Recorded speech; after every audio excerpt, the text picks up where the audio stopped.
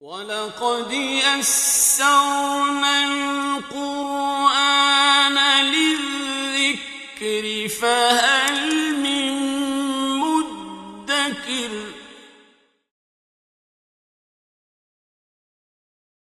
بسم اللہ الرحمن الرحیم سبح للہ ما فی السماوات وما فی الارض وهو العزیز الحکیم یا ایہا الذین آمنوا لم تقولون ما لا تفعلون كبر مقتا عند اللہ ان تقولوا ما لا تفعلون ان اللہ يحب الذین يقاتلون في سبیلہ صفا كأنهم بنیان مرصوص وَإِذْ قَالَ مُوسَى لِقَوْمِهِ يَا قَوْمِ لِمَ تُؤْذُونَنِي وَقَدْ تَعْلَمُونَ أَنِّي رَسُولُ اللَّهِ إِلَيْكُمْ فَلَمَّا زَاغُوا أَزَاغَ اللَّهُ قُلُوبَهُمْ وَاللَّهُ لَا يَهْدِي الْقَوْمَ الْفَاسِقِينَ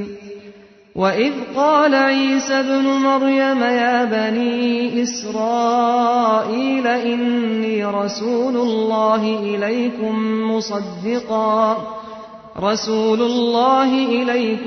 مُصَدِّقًا لِمَا بَيْنَ يَدَيَّ مِنَ التَّوْرَاةِ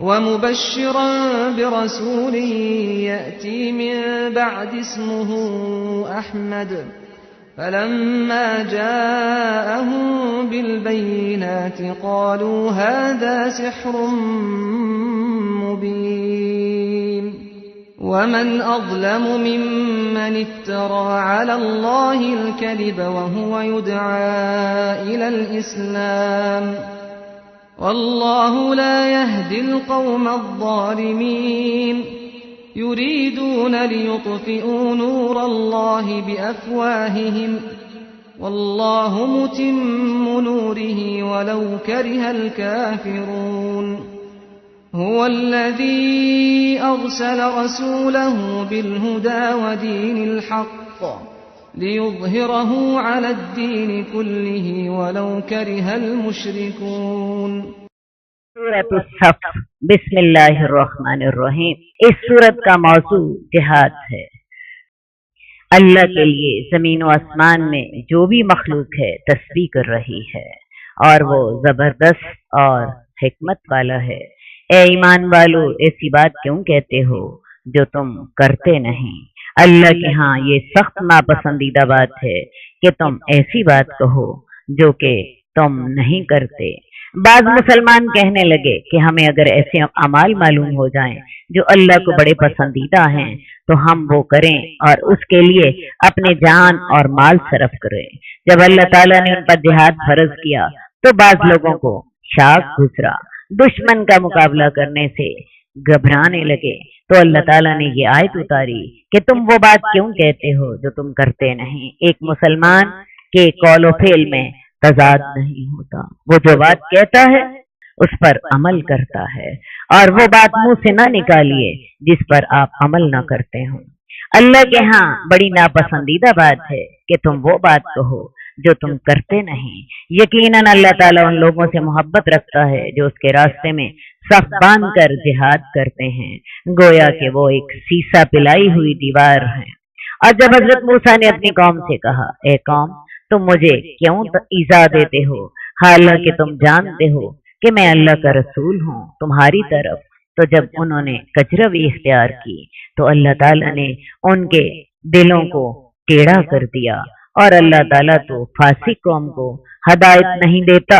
اس آیت میں آپ کو تسلی دی گئی ہے کہ اگر کچھ لوگ آپ کی امت میں جہاد سے پسو پیش کر رہے ہیں تو حضرت موسیٰ کی قوم نے تو انہیں اس سے کہیں زیادہ تنگ کیا تھا۔ آپ کو پتا حضرت موسیٰ کی قوم نے کیا کہا تھا؟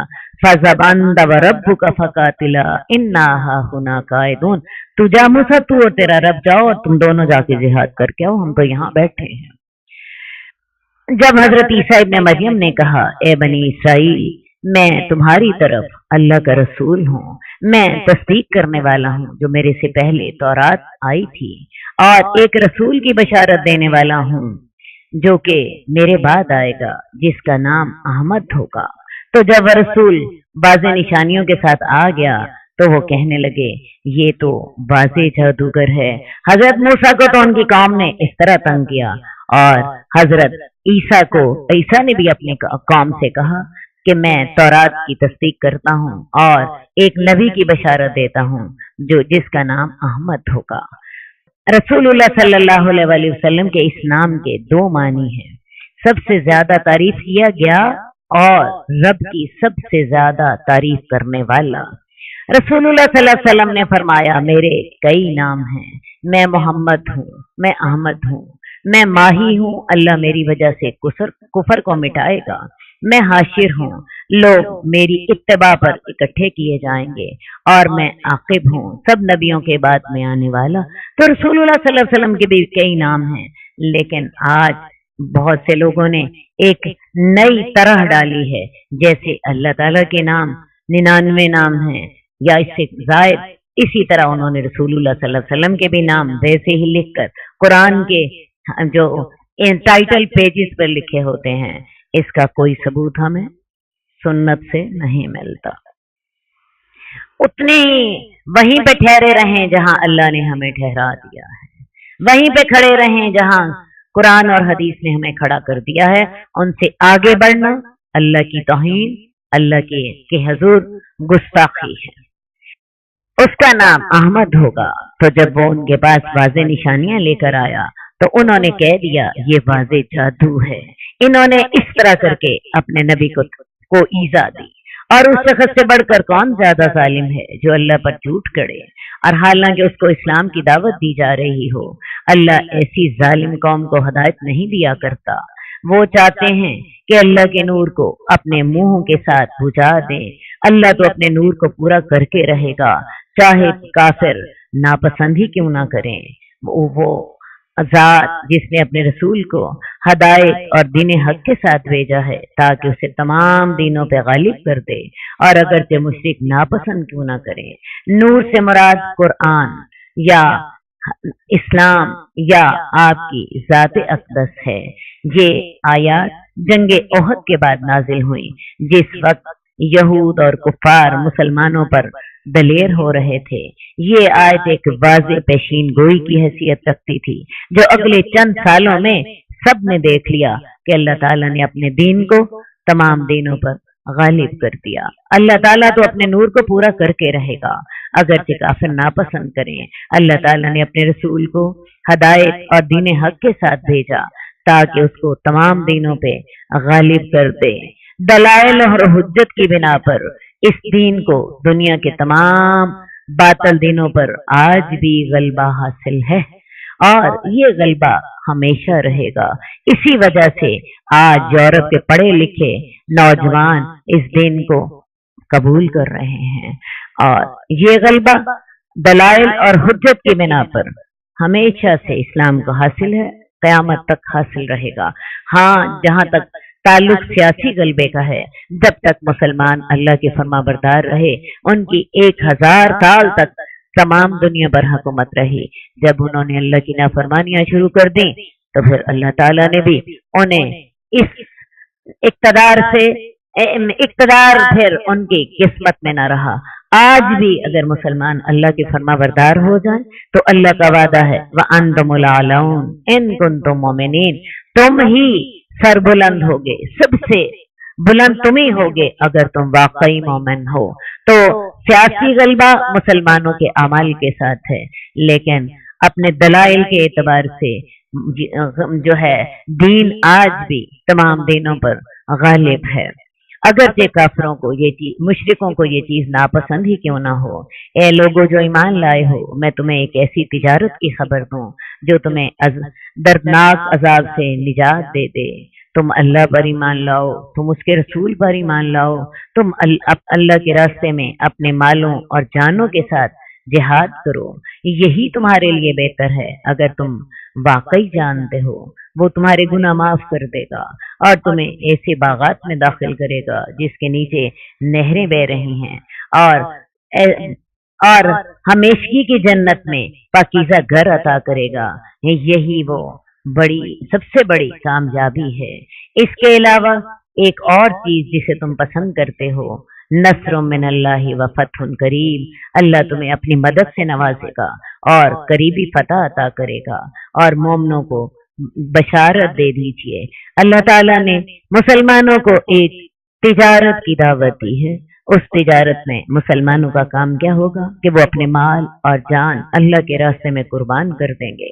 अल्लाह ताला उसके बदले में दुनिया में भी उन्हें गलबा अता फरमाएगा, अपनी मदद से नवाजेगा और करीबी फतह अता फरमाएगा, और आखिरत में उन्हें जन्नात अदन अता फरमाएगा। ऐ लोगो ईमान वालो, अल्लाह के मददगार बन जाओ, जैसा कि हजरत ईसा इब्न मरियम ने अपने हवारियों से कहा था, मेरा अल्लाह की तरफ दावत देने में मेरा कौन मददगार है। हवारियों ने कहा था हम अल्लाह के मददगार हैं। तो बनी इसराइल का एक गिरोह तो ईमान ले आया और दूसरे गिरोह ने इनकार कर दिया। हवारी उसी मफहूम में यहाँ इस्तेमाल हुआ है जहाँ जैसे आपके सहाबा के लिए सहाबा, जैसे आपके साथियों के लिए सहाबा की इस्तिलाह इस्तेमाल की जाती है। तो हजरत ईसा ने उनसे कहा था अल्लाह के मददगार बन जाओ, तो हवारियों ने कहा हम अल्लाह के मददगार हैं। तो बनी इसराइल में से एक जमात ईमान ले आई और एक जमात ने कुफर किया। तो हमने ईमान लाने वालों की उनके दुश्मनों के मुकाबले में मदद की तो वही गालिब रहे। अब ये है कि आज भी अल्लाह को तो किसी की मदद की जरूरत नहीं है। वो अपने अंदर बेनियाज है, वो अपने अंदर ताकतवर है, वो अपने अंदर गालिब है, वो अपने अंदर कवी है। अल्लाह ताला जो हमें अपनी मदद की दावत देता है तो असल में ये अल्लाह के दीन की मदद है। और अल्लाह ताला ने वादा किया है इन तंसुरुल्लाह यंसुरकुम, अगर तुम अल्लाह की मदद करोगे तो अल्लाह तुम्हारी मदद जरूर करेगा। तो वो कौन है वो नेक बख्त जो अल्लाह की मदद करने को आज तैयार है। अल्लाह की मदद करना क्या मफहूम रखता है? अल्लाह के दीन को फैलाने के सिलसिले में अपनी वक्त, अपनी सलाहियतें, अपना माल, अपनी उम्र, अपनी औलाद खर्च कर देना। तो वो कौन नेक बख्त हैं जो अल्लाह के इस वादे को कबूल करने के लिए तैयार हैं। सिर्फ चंद लोग, सारे क्यों नहीं, सिर्फ चंद लोग। अल्लाह की मदद की कौन अल्लाह की मदद से बेनियाज रह सकता है? और अल्लाह का वादा है अगर तुम अल्लाह की मदद करोगे अल्लाह तुम्हारी मदद करेगा। तो ये दीन की अशात का जो काम है, दीन की तबलीग का काम है, ये इतना बाइज्जत काम है कि अल्लाह ने उसे अपनी मदद करार दिया है और ऐसे लोगों के लिए लाजमन अपनी मदद का वादा किया है। तो हमने उन लोगों को जो ईमान लाए उनके दुश्मनों पर के खिलाफ मदद दी तो वो गालिब हो गए। बिस्मिल्लाहिर्रहमानिर्रहीम। अल्लाह ताला इन दीन का काम करने वालों की नियत रखने वालों की नियत को खालिस कर दे और इनको वाकई अपनी नियत के मुताबिक अमल करने की तौफीक अता फरमाए। और जब ये अमल कर लें तो फिर अल्लाह इसको कबूल भी फरमा ले। बात यह है कि एक काम जो होता है उसके लिए सबसे पहली चीज उसका शऊर हासिल करना है। शऊर हासिल करने के बाद नियत करना, नियत के बाद फिर अमल करना और फिर नियत में इखलास होना चाहिए, क्योंकि शैतान भी हर वक्त मुंतजिर होता है आपकी नेकियों पे डाका डालने का। और फिर अल्लाह ताला इखलास से इस काम को करने की तौफीक दें और सबसे बढ़कर हमारे रब को हमारी वो कोशिश पसंद भी आ जाए, वो उसको कबूल भी कर ले। बिस्मिल्लाहिर्रहमानिर्रहीम। हम सूरह जुमा पढ़ रहे हैं। अल्लाह के लिए जमीन और आसमान की हर मखलूक तस्बीह कर रही है। वो बादशाह है, पाक है, जबरदस्त है, हिकमत वाला है। ये तस्बीह लिसाने हाल के अलावा लिसाने काल से भी होती है।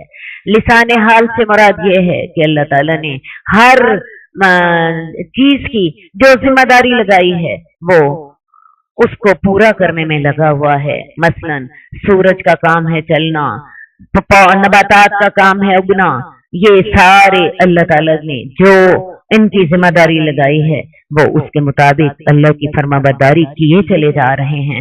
और जहां तक लिसाने काल का ताल्लुक है उसके बारे में भी सूरह बनी इसराइल में आता है कि हर चीज अल्लाह की तस्वीर जबान से भी बयान करती है मगर तुम उनकी उसको समझते नहीं हो। तो हर शय अपनी लिसाने हाल से और लिसाने काल से अल्लाह की तस्वीर बयान कर रही है। वो बादशाह है, मुकद्दस है, जबरदस्त है, हिकमत वाला है। अल्लाह वो जात है जिसने अनपढ़ लोगों में एक रसूल भेजा, उन्हीं में से जो उनके ऊपर हमारी आयात की तिलावत करता है। उन अरबों की अक्सरियत अनपढ़ थी, लिहाजा उन्हें उम्मी कहा गया। रसूलुल्लाह सल्लल्लाहु अलैहि वसल्लम खुद भी उम्मी थे और ये आपकी नबूवत की एक बहुत बड़ी दलील थी। यहूद अपने आप को मुहज्जब और तालीम याफ्ता समझते थे, जबकि अपने अलावा दीगर सब लोगों को अनपढ़ और जाहिल और बुद्धू समझते थे। यहूदियों की अक्सरियत आप पर जो ईमान न लाई तो उसकी वजह ये तअस्सुब भी था, ये तकब्बुर भी था कि हम तो बड़े पढ़े लिखे हैं और ये नबी जो है ये उम्मी है और उम्मी कौम में से आया है। वो समझते थे कि नबूवत के हकदार और अहल सिर्फ हम ही हो सकते हैं, लेकिन अल्लाह ताला ने अपनी रहमत इन उम्मियों पर ही कर दी और उनके अंदर एक रसूल उन्हीं में से भेजा जो उनके ऊपर अल्लाह की आयात की तिलावत करता है, उन्हें गुनाहों से पाक करता है, उन्हें किताब की तालीम देता है और उन्हें हिकमत की तालीम देता है। नबूवत के 4 फराइज अल्लाह ताला ने दोबारा यहाँ पर दोहरा दिए। नबी का काम ये होता है कि वह अपनी उम्मत को आयात की तिलावत कर दे, जो अल्लाह आयात नाजिल करे उन्हें पढ़ के सुना दे। और अरब लोग उसको समझ जाते थे, अरबी होने की वजह, अरबी उल असल होने की वजह से नबी की दूसरी जिम्मेदारी ये थी कि उन्हें किताब की तालीम दे जबानी, और नबी की तीसरी जिम्मेदारी ये थी कि उनके सामने उस अमल का, उस किताब के अहकामात का अमली नमूना भी पेश करे और उनको गुनाहों से पाक भी करे।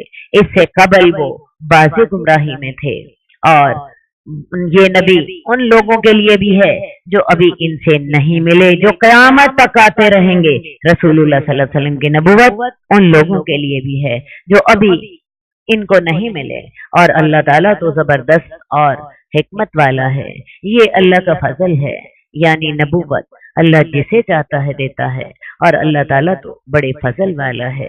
उन लोगों की मिसाल जिनको तौरात का हामिल बनाया गया और उन्होंने ये जिम्मेदारी ना उठाई, उनकी मिसाल उस गधे की है जो किताबें उठाए हुए हो। और उन ऐसे लोगों की बुरी मिसाल है जिन्होंने अल्लाह की आयात को जुठला दिया और अल्लाह ऐसी जालिम कौम को हिदायत नहीं देता। इस आयत में और इससे अगली आयत में यहूद मुखातिब हैं जो खुद को इल्म का और दीन का ठेकेदार समझते थे, अल्लाह की किताबों में तहरीफ करते थे, सूद खाते थे और दूसरों का माल हराम तरीकों से हड़प कर जाते थे। रसूलुल्लाह सल्लल्लाहु अलैहि वसल्लम को जानते बूझते हुए भी इन्होंने जुठलाया, यहाँ तक कि उन्हें कत्ल करने की साजिश से भी बाज ना आए। इसी वजह से तो रसूलुल्लाह सल्लल्लाहु अलैहि वसल्लम ने बनु नजीर कबीले को 10 दिनों में अपने इलाके से निकल जाने का अल्टीमेटम दिया था, उन्हें कत्ल करने की भी साजिश की। इनकी मिसाल गधे से बदतर इसलिए है कि गधा तो समझ बूझ और अमल करने का इरादा और इख्तियार नहीं रखता, जबकि ये लोग जो थे अक्लो शऊर वाले भी थे। तो इनकी मिसाल एक ऐसे गधे की है जो बोझ उठा ले। अब जाहिर है उस किताबों से गधे को क्या फायदा हो सकता है जो वो उसने बोझ लादा हुआ है। ऐसी कौम की मिसाल बड़ी बुरी है जिन्होंने अल्लाह की आयात को जुठला दिया और अल्लाह ताला तो ऐसी जालिम कौम को हिदायत नहीं देता कि ए नबी फरमा दीजिए, ए वो लोगो जो यहूदी हुए हो, अगर तुम समझते हो कि तुम अल्लाह के दोस्त हो लोगों के अलावा तो मौत की तमन्ना करो, अगर तुम अपनी इस बात में सच्चे हो। यहूदी अपने आप को अल्लाह के बेटे और उसके प्यारे कहते, खुद को जन्नत का ठेकेदार समझते और उन्हें ये यकीन था कि हम मरते ही जन्नत में पहुंच जाएंगे। तो अल्लाह ताला ने अपने नबी से कहा कि इनसे कहो कि फिर मौत की तमन्ना करो।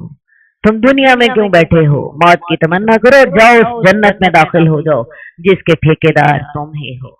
और वो मौत की तमन्ना कभी भी ना करेंगे अपने करतूतों की वजह से। और अल्लाह ताला तो ऐसे जालिमों को जानता है। कह दीजिए बेशक मौत जिसे तुम भागते हो वो तो तुम्हें आके रहेगी, फिर तुम अल्लाह की तरफ लौटाए जाओगे जो गैब और हाजिर का जानने वाला है, तो वो तुम्हें खबर देगा जो तुम अमल करते थे। ऐ लोगों जो ईमान लाए हो, जब नमाज के लिए आवाज दी जाए जुमे के दिन तो अल्लाह के जिक्र की तरफ दौड़ो और खरीदो फरोख्त को छोड़ दो, यही तुम्हारे लिए बेहतर है अगर तुम जानते हो। मक्का में तो नमाज बाजमात भी फर्ज न थी। जब आपने मदीना हिजरत कर ली तो सबसे पहले आपने मस्जिद नबवी की तामीर की और फिर नमाज बाजमात फर्ज हुई और जुमा फर्ज हो गया। तो लिहाजा ए मोमिनो, जब तुम्हें जुमे वाले दिन नमाज के लिए जुमे के लिए अजान सुनाई दे तो तुम अल्लाह के जिक्र की तरफ भाग जाओ और अपनी खरीदो फरोख्त छोड़ दो। जुमा की अजान होते ही खरीदो फरोख्त हराम हो जाती है। जुमा की अजान होते ही खरीदो फरोख्त हराम हो जाती है। ये मैं बात पूरे शऊर से कह रही हूँ, ये बुखारी में है। जुमा की अजान होते ही खरीदो फरोख्त हराम हो जाती है।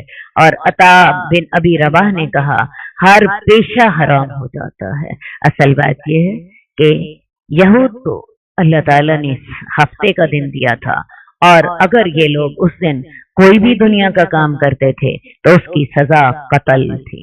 आपको पता है जब यहूद ने उस दिन वो मछलियां पकड़ने वाला हीला इख्तियार किया, हालांकि वो हफ्ते वाला दिन का अमल नहीं था, इसके बावजूद अल्लाह ताला ने उन्हें बंदर बना के उनको मस्क करके उनको दुनिया के लिए इबरत बना दिया था।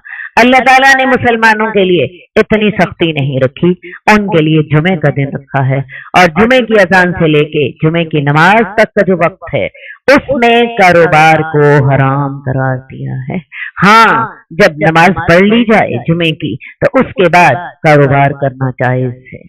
तो ये बात बड़ी वाज़ेह तौर पर आपको समझ लेनी चाहिए। मैं बड़े दुख से कहूंगी, हमारे यहाँ जुमे का वक्त होता है, तमाम कारोबार उसी तरह जारी होते हैं जैसे उससे पहले जारी थे। इन लोगों को डरना चाहिए बाकी सब से। अल्लाह ताला ने यहूदियों को सबके खिलाफ वर्जी करने पर जलील बंदर बना दिया था और उनको इबरत बना दिया था। याद रखिए, जो शख्स 3 जुमे नहीं पढ़ता वो मुनाफिक हो जाता है, वो मुनाफिक हो जाता है और जुमे के वक्त में तमाम कारोबार हराम है। ऐ लोगों जो ईमान लाए हो, जब जुमे वाले दिन अजान के लिए आवाज दी जाए तो अल्लाह के जिक्र की तरफ दौड़ पड़ो और कारोबार को खरीदो फरोख्त को छोड़ दो, यही तुम्हारे लिए बेहतर है अगर तुम वाकई जानते हो। जब तुम नमाज अदा कर लो तो जमीन में बिखर जाओ और अल्लाह का फजल तलाश करो। अब तुम अपना कारोबार कर सकते हो और अल्लाह को बकसरत याद करो ताकि तुम कामयाब हो जाओ। और जब वो तिजारत को देखते हैं या किसी खेल तमाशे को तो इधर भाग जाते हैं और आपको खड़ा छोड़ देते हैं। कह दीजिए जो अल्लाह के पास है वो इस तिजारत और इस खेल तमाशे से कहीं ज्यादा बेहतर है और अल्लाह ताला तो बेहतर रिज़्क़ देने वाला है। हजरत जाबिर बिन अब्दुल्ला कहते हैं, एक दिन जुमा के दिन गल्ला का एक काफिला मदीना में आ गया। इस वक्त हम लोग आपके पास खुतबा सुन रहे थे, सब लोग उधर चल दिए क्योंकि उस दौर में आजकल की तरह दुकानें नहीं होती थी। ये फिक्र ये होता था कि अगर वो काफिला वालों से हमने गल्ला न खरीदा तो खाने को कुछ भी नहीं मिलेगा। तो सब लोग उधर चल दिए और सिर्फ 12 आदमी आपके पास रह गए। उस वक्त अल्लाह ताला ने ये आयत नाजिल फरमाई और उसके बाद फिर दोबारा ऐसा कभी भी ना हुआ। बिस्मिल्लाहिर्रहमानिर्रहीम, सूरतुल मुनाफिकून। मुनाफिकीन की करतूतों को ये सूरत जाहिर करती है। जब मुनाफिकीन तेरे पास आते हैं तो कहते हैं, हम गवाही देते हैं कि आप यकीनन अल्लाह के रसूल हैं। अल्लाह जानता है कि आप उसके रसूल हैं, लेकिन अल्लाह उसके साथ ये भी गवाही देता है कि ये मुनाफिक झूठ बकते हैं। एक हकीकत को दोहरा रहे हैं, लेकिन वो ये अल्फाज जबान से दोहरा रहे हैं, उनके दिल इनके अल्फाज की तस्दीक नहीं करते। इन्होंने अपनी कसमों को ढाल बना रखा है और इस तरह वो अल्लाह के रास्ते से रोकते हैं। बुरा है जो वो काम कर रहे हैं। ये इस वजह से कि वो ईमान लाए फिर उन्होंने कुफर किया, इनके दिलों पे मोहर कर दी गई, तो ये नहीं समझते।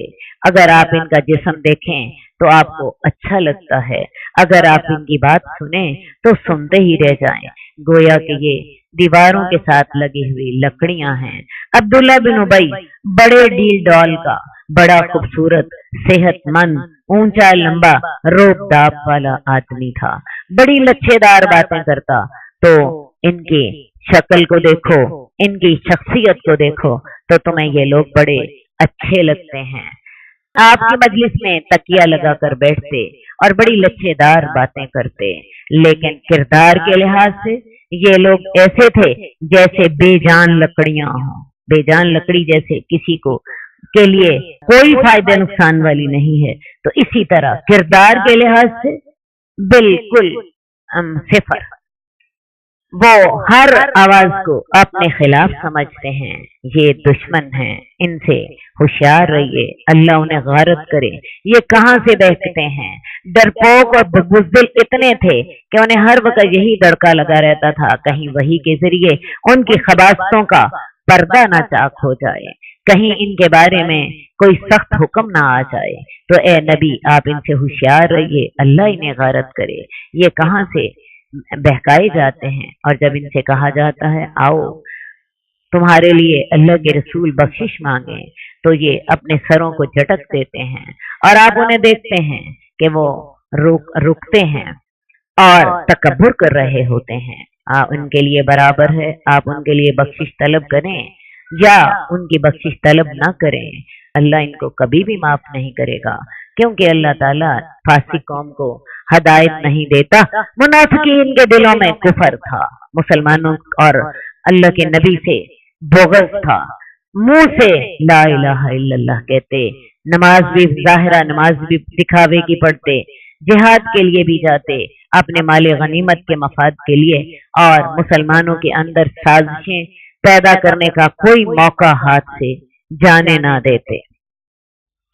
तो जब इनकी ऐसी साजिशें खुल जाती और मुखलिस मुसलमान इन्हें कहते कि चलो अल्लाह के रसूल के पास और वहां जाके अपनी गलती का इतराफ कर लो, वो तुम खुद भी अल्लाह से बख्शिश मांगो और अल्लाह के रसूल सल्लल्लाहु अलैहि वसल्लम भी तुम्हारे लिए अल्लाह से बख्शिश मांगे, तो उस वक्त ये तकब्बुर से अपने सर को झटक देते हैं। अल्लाह ऐसे फासिक कौम को हदायत नहीं देता। ये वो लोग हैं जो कहते हैं उन लोगों पर खर्च न करो जो रसूलुल्लाह के साथी हैं, यहाँ तक कि वो तितर बितर हो जाएं। हालांकि अल्लाह के पास जमीन व आसमान के खजाने हैं, लेकिन मुनाफिक समझते नहीं। ये कहते हैं अगर हम मदीना वापस गए तो वहां का इज्जत वाला आदमी जलील आदमी को निकाल देगा। हालांकि इज्जत तो अल्लाह और उसके रसूल ही के लिए है या मोमिनों के लिए है, लेकिन मुनाफिक ऐसी बातों का इल्म नहीं रखते। हजरत ज़ैद बिन अरकम कहते हैं मैंने एक लड़ाई में अब्दुल्ला बिन उबई को ये कहते हुए सुना, गज़वा बनी मुस्तलिक से जब ये लोग वापस आए तो एक कुएं पर एक मुहाजिर और एक अंसार का झगड़ा हो गया। अब्दुल्ला बिन उबई चूंकि मदीना वालों का साथी था, तो अंसार ने अपने साथियों को आवाज देकर बुला लिया, मुहाजिर ने अपने साथियों को आवाज देकर बुला लिया। तो करीब था कि मुहाजिरीन और अंसार की आपस में लड़ाई हो जाती। अब ये जब झगड़ा हो गया तो झगड़ा होने के बाद अब्दुल्ला बिन उबई ने उस पर तबसरा करते हुए कहा कि तुमने इन मुहाजिरीन को अपने सर पर चढ़ा लिया है। इनकी मिसाल तो ऐसे है जैसे कोई अपने कुत्ते को खिलाए ताकि कुत्ता कल को उसको खुद ही भौंकने लग जाए, और उसको कहने लगा कि तुम ना इन मुनाफिकीन पे खर्च करते, ना इन मुहाजिरीन पे खर्च करते, तो ना आज ये इस काबिल होते कि आज हमसे ही झगड़ने लगते। साथ ही कहने लगा आइंदा ऐसा नहीं होगा। अब जब हम यहाँ गज़वा बनी मुस्तलिक से वापस जाएंगे, मदीना पहुंचेंगे, تو ہمارا جو عزت والا آدمی ہے وہ ہماری ذلیل آدمی کو وہاں سے نکال دے گا. نعوذ باللہ من ذالک. عزت والا خود بن گیا اور اس نے ذلیل رسول اللہ صلی اللہ علیہ وسلم کو بنا دیا. اب یہ الفاظ حضرت زید بن ارقم نے سن لیے اور انہوں نے جا کے رسول اللہ صلی اللہ علیہ وسلم کو بتا دیے. آپ نے عبداللہ بن ابی کو اور اس کے ساتھیوں کو بلوا لیا. وہ قسمیں کھانے لگے ہم نے ایسا نہیں کہا تھا. رسول اللہ صلی اللہ علیہ وسلم نے سمجھا کہ شاید حضرت زید بن ارقم نے غلط بیانی کی ہے. حضرت زید بن ارقم کہتے ہیں کہ مجھے اس بات کا اتنا غم ہوا جتنا کسی اور بات کا نہ ہوتا تھا. میں گھر میں بیٹھ رہا اور بعد میں پھر یہ آیات نازل ہو گئیں تو پھر رسول اللہ صلی اللہ علیہ وسلم نے یہ آیات پڑھ کر سنائی تو آپ نے مجھے بلا بھیجا اور فرمایا زید تجھے اللہ نے سچا کر دیا. یہ وہ لوگ ہیں جو کہتے ہیں ان پر خرچ نہ کرو جو رسول اللہ صلی اللہ علیہ وسلم کے پاس ہیں حتیٰ کہ وہ بکھر جائے اور اللہ ہی کے پاس زمین اور آسمان کے خزانے ہیں. اور لیکن منافق لوگ یہ باتیں نہیں سمجھتے. وہ کہتے ہیں اگر ہم مدینہ واپس گئے تو ہمارا عزت والا آدمی وہاں کے ذلیل آدمی کو نکال دے گا. حالانکہ عزت تو اللہ اور اس کے رسول کی ہے اور مومنوں کی ہے لیکن منافق نہیں جانتے. اللہ تعالیٰ نے اسی وقت اس کو بتا دیا کہ عزت اصل میں اللہ اور اس کے رسول کی ہے. ہوا یوں کہ جب یہ آیات نازل ہو گئیں اور اس کا جھوٹی قسمیں لوگوں کے سامنے ظاہر ہو گئیں تو ظاہر ہے اس کی بہت بے عزتی ہوئی. اور جب یہ لوگ مدینہ پہنچے تو اسی کا سگا بیٹا جو تھا ہاتھ میں تلوار لے کر کھڑا ہو گیا کہ تم مدینہ میں تب تک داخل نہیں ہو سکتے جب تک کہ رسول اللہ مجھے اجازت نہیں دیں گے. میں تمہیں مدینے میں داخل نہیں ہونے دوں گا. سگا بیٹا تلوار لے کر کھڑا ہو گیا. اب اس نے پھر رسول اللہ صلی اللہ علیہ وسلم کو شکایت لگائی کہ یہ میرا بیٹا میرے ساتھ بدتمیزی کرتا ہے. تو رسول اللہ صلی اللہ علیہ وسلم نے پھر اس کے بیٹے کو حکم دیا کہ نہ اپنے باپ کے ساتھ اس طرح نہ کرو. تو اس کو اسی وقت پتہ چل گیا تھا کہ عزت اللہ اور اس کے رسول ہی کی ہے. لیکن منافق یہ علم نہیں رکھتے. اے لوگوں جو ایمان لائے ہو تمہارے مال اور تمہاری اولادیں تمہیں اللہ کی یاد سے غافل نہ کر دیں. مال اور اولاد کا ذکر اس لیے کیا کیونکہ سب سے زیادہ اللہ کے ذکر سے یہی چیزیں روکتی ہیں. انہی چیزوں میں لگ کے انسان اللہ کو بھول جاتا ہے. اور جو ایسا کرے گا تو ایسے لوگ خسارہ پانے والے ہیں. اور خرچ کرو اس میں سے جو ہم نے تمہیں رزق دیا ہے اس سے پہلے کہ تمہارے پاس موت آئے تو وہ شخص کہے اے میرے رب تو نے مجھے کیوں نہ ایک قریبی مدت تک ڈھیل دی. میں صدقہ کر لیتا اور میں نیکوں میں سے ہو جاتا. اور اللہ تعالیٰ کسی بھی نفس کو ڈیل نہیں دیتا جب اس کا وقت مقررہ آ جاتا ہے. اور اللہ تعالیٰ تو خبردار ہے جو تم عمل کرتے ہو. ایسا نہ ہو کہ ہمارے مال اور اولاد ہمیں اللہ کے راستے میں خرچ کرنے سے غافل کرتے ہیں. اور انسان یہ کہے موت آ جائے اس وقت آنکھیں کھلیں اور انسان کہے ہائے کاش اللہ تو نے مجھے مہلت دی ہوتی میں صدقہ کر لیتا اور میں نیک ہو جاتا. تو آج موقع ہے آج صدقہ کریں. اور ہم نے ابھی سورۃ حدید پڑھی ہے. سورہ حدید پوری کا موضوع ہی انفاق فی سبیل اللہ تھا اور وہاں پہ اللہ تعالیٰ نے بار بار ترغیب دی تھی کہ اللہ کے راستے میں مال خرچ کرو. لہذا آج مال ضرور خرچ کرنا ہے. یہاں سے خرچ کر کے جائیں. اور جو شخص جو ہے اس وقت نہیں کرتا تو آج نیت کرے اور گھر جا کے یا کل لازماً خرچ کرے. کیونکہ انسان فوراً عمل کر لے تو یہ اس کے لیے آسان ہوتا ہے. لیکن اگر انسان دیر کر دے تو پھر شیطان اس کے اور اس کی نیت کے درمیان حائل ہو جاتا ہے. اس کو پٹی بڑھا دیتا ہے. ابھی مال نہ خرچ کرو ابھی تو تمہارے بچے چھوٹے ہیں. ابھی تو عید سر پر ہے. اتنے زیادہ خرچے ہیں. ابھی مال خرچ کر دیا تو باقی پھر یہ خرچے کیسے پورے ہوں گے. تو میں آپ کو بتاؤں انسان کو چاہیے جب اللہ تعالیٰ دل میں خیال ڈالے اسی وقت اس نیکی پر عمل کر لیا کرے. بسم اللہ الرحمن الرحیم. ہم سورۃ تغابن پڑھ رہے ہیں. یسبح للہ ما فی السماوات و ما فی الارض لہ الملک و لہ الحمد وہو علی کل شیء قدیر. اللہ ہی کے لیے تسبیح کرتی ہے ہر وہ چیز جو زمین میں ہے جو آسمان میں ہے اور اسی کے لیے بادشاہی ہے اور حمد ہے اور وہ ہر شے پر قادر ہے۔ وہ وہی ذات ہے جس نے تمہیں پیدا کیا، تو تم میں سے کوئی تو کافر ہے، کوئی تو مومن ہے۔ اللہ ہمیں مومنوں میں سے بنا دے۔ اور اللہ تعالیٰ جو تم عمل کرتے ہو دیکھ رہا ہے۔ اللہ تعالیٰ نے زمین اور آسمان کو حق کے ساتھ پیدا کیا، تمہاری صورتیں بنائیں تو کیسی اچھی صورتیں بنائیں، اور اسی کی طرف پلٹ کر جانا ہے۔ وہ جانتا ہے جو آسمانوں میں ہے اور جو زمین میں ہے، اور وہ جانتا ہے جو تم ظاہر کرتے ہو اور جو تم چھپاتے ہو، اور اللہ تعالیٰ تو دلوں کے بید کو جانتا ہے۔ کیا تمہارے پاس ان لوگوں کی خبریں نہیں آئیں جنہوں نے اس سے پہلے کفر کیا تھا؟ انہوں نے اپنے کام کا مزہ چکھ لیا اور ان کے لیے دردناک عذاب ہے۔ انہیں دنیا میں بھی عذاب ان پر آئے۔ ہم پرانی قوموں کے حال ایک دفعہ نہیں 1000 دفعہ پیچھے پڑ چکے ہیں، اور یہ تو ان کا دنیا کا عذاب تھا، لیکن ان کا اصل سزا قیامت کو ملے گی، جبکہ ان کے لیے دردناک عذاب ہوگا۔ یہ اس وجہ سے تھا کہ ان کے رسول واضح نشانیاں لے کر آئے تھے، تو انہوں نے کہا تھا کیا ایک آدمی ہمیں ہدایت دے گا؟ تو انہوں نے اس کے بشر ہونے کی وجہ سے انکار کر دیا اور پھر گئے۔ آج بھی مسلمانوں کا ایک بہت بڑا گروہ رسول اللہ صلی اللہ علیہ وسلم کو بشر کہنے سے انکار کرتا ہے، حالانکہ قرآن چیخ چیخ کر پکار رہا ہے کہ تمام نبی بشر تھے، اور رسول اللہ صلی اللہ علیہ وسلم بھی میرے اور آپ جیسے انسان تھے۔ پتہ نہیں شیطان نے کیسے لوگوں کی مت مار دی۔ انہوں نے نبی کو بشر تو نہیں ماننا، ہاں اسی بہانے نبی کا انکار کر دینا ہے۔ وہ کہتے ہیں کیا ایک بشر ہمیں ہدایت دے گا؟ تو انہوں نے کفر کر گیا اور پھر گئے، اور اللہ بھی ان سے بے نیاز ہو گیا۔ اللہ کا معاملہ یہ ہے، آپ اللہ کو یاد رکھتے ہیں، اللہ آپ کو یاد رکھتا ہے۔ آپ اللہ سے اچھی امید رکھتے ہیں، اللہ اس کے مطابق معاملہ کرتا ہے۔ آپ اللہ کو بھول جاتے ہیں، اللہ آپ کو بھول جاتا ہے۔ آپ اللہ سے بے نیاز ہوتے ہیں، اللہ اس سے پہلے آپ سے بے نیاز ہوتا ہے۔ اللہ کو ہماری کوئی ضرورت نہیں ہے، ہم محتاج ہیں، وہ غنی ہے۔ ہم ضرورت مند ہیں، اس کو کوئی ضرورت نہیں ہے۔ عبادتوں کی ضرورت اللہ کو نہیں ہے، ہمارے مال کی ضرورت اسے نہیں ہے۔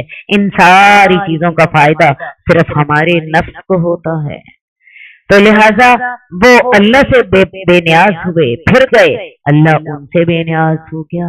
اللہ تو ہم سے بے نیاز نہ ہونا، اللہ تو ہمیں یاد رکھتے رہنا، اللہ تو ہمیں ہدایت دیتے رہنا، اللہ تو ہمیں ہر موقع پہ یاد رکھنا، اللہ تو ہمیں نہ بھولنا، اللہ تعالیٰ تو ہمیں نہ بھولنا، ہم تجھے یاد رکھیں گے، تو ہمیں یاد رکھنا۔ اللہ ہر مصیبت کے وقت میں، ہر مشکل وقت میں، دنیا میں بھی آخرت میں بھی، اللہ موت کے وقت ہمیں یاد رکھنا، ایمان کے ساتھ دنیا سے لے جانا، اللہ قبر میں ہمیں یاد رکھنا، اللہ حشر میں ہمیں یاد رکھنا، اللہ حساب کے وقت ہمیں یاد رکھنا، پل صراط پہ ہمیں یاد رکھنا، اور اللہ تعالی ہمیں اپنے دوزخ سے بچا لینا، ہمیں اپنی جنت میں داخل فرما دینا۔